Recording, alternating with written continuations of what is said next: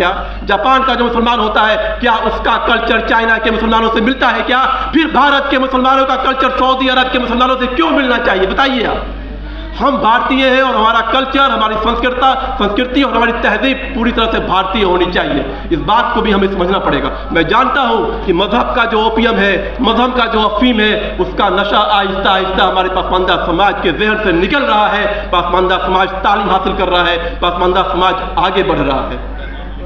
इसलिए मैं कहना चाहता हूं कि अब जो है आपको सजग होना पड़ेगा, आपको मुख्यधारा में जुड़ना पड़ेगा। और मैं सम्राट जी, दिलीप जी, बहुत ही दिल से इस बात को कहना चाहता हूँ।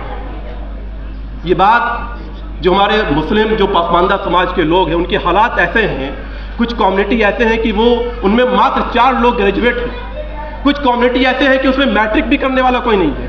कुछ कम्युनिटी ऐसा है कि पूरी जिंदगी उसने जो है अपने जीवन में बदलाव नहीं देखा।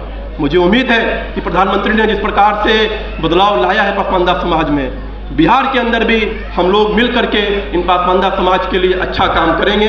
और वक्फ बोर्ड के माध्यम से, क्योंकि आज का जो माहौल है, वक्फ बोर्ड के जो बिल पास हुआ है उसको लेकर के हम शुक्रिया अदा कर रहे हैं। तो वक्फ बोर्ड में एक बात मैं और कहना चाहूँगा कि वक्फ बोर्ड में बिहार में जिन लोगों की सरकार रही, जिन लोगों के अध्यक्ष रहे, जिन लोगों के मुतवल्ली रहे, जिन्होंने भी करप्शन किया होगा 20 साल 30 साल, उन सब का हिसाब किताब बिहार की सरकार नीतीश कुमार जी के नेतृत्व और सम्राट चौधरी जी के नेतृत्व में करेगी। और जिन्होंने पैसा लूटा होगा उस पैसे को वापस ला करके रिकवरी करेगी। और रिकवरी करके पटना के अंदर एक वक्फ बोर्ड का अस्पताल बनाया जाएगा, तालीमी मरकज बनाया जाएगा। ये कमिटमेंट है इस सरकार की। मैं आप लोगों से वादा करना चाहता हूं और इसके लिए मुझे जितनी भी लड़ाई लड़नी होगी मैं लड़ूंगा आप लोगों के।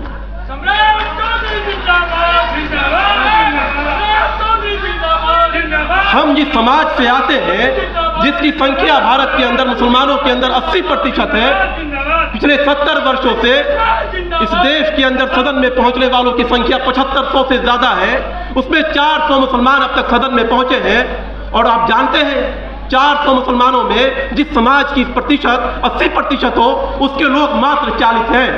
और 360 वो लोग हैं जो विदेशी आक्रांताओं के साथ भारत में आकर के मुसलमान हो गए। वे लोग हैं जो अरबिक ईरानियन कल्चर को भारत में थोपना चाहते हैं। आखिर ऐसी क्या वजह है, आखिर ऐसी क्या समस्याएं हैं कि हमारे लोग सदन में नहीं पहुंच पाए? मात्र 80% जिसकी आबादी हो, उसके मात्र 40 लोग 70 वर्षों में सदन में पहुंचे हैं। इसलिए गौर फिक्र आपको करना है कि आप कब तक गुलाम बन करके रहेंगे, आप कब तक वोट बैंक बन करके रहेंगे। तो अब सोचिए कि क्या आपके लोग को सदन में जाना चाहिए कि नहीं जाना चाहिए। बोलने के लिए बहुत कुछ है, बहुत सारी बातें हैं, बहुत सारा विषय है, टाइम का लिमिटेशन है। हम लोगों को आदरणीय दिलीप जायसवाल जी को सुनना है, हम लोगों को जनकराम जी को सुनना है, माननीय सम्राट जी को सुनना है। इसलिए मैं ज़्यादा वक्त नहीं लूँगा, बस एक ही आग्रह करूँगा कि आप